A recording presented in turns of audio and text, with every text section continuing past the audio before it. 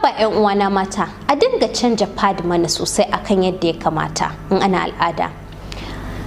Barkamu da sake saduwa da ku a cikin wannan shirin mai take.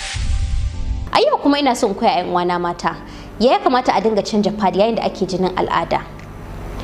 To mata 'yan uwana, wani sa'in dole ki canja pad ɗinki, ba wai dole sai kin ga stain akan shi ba, ko kin gani ko baki gani ba, dole ya kamata ki canja shi idan ya hau tsawon lokuta da yawa. Wasu matan suna iya barin pad a jikinsu zuwa awa 4 zuwa awa 5. Wannan ba matsala ba ce kwata-kwata. Amma yayin da kika ga ya cika da jinin al'ada kun bai kai wannan awoyin ba, to lokacin da ya kamata ki canja. Banda wannan, idan kina jinin haila lokacin da ya kamata ki dinga kula da kanki, especially idan kin je yin fitsari, tsarki yana da muhimmanci. Sannan banda wannan, canja yanayin wando a lokaci yana da muhimmanci. Kake ce zaki zauna da pad a jikinki har tsawon awa 8, awa 9, awa 10, wasu har tsawon 24 ma. Ko kuma ki ce ai ban ga komai a jiki ba dan in ya bari a jikina, to wannan yana iya kawo kuraje, abin da ake kiran shi pad rash.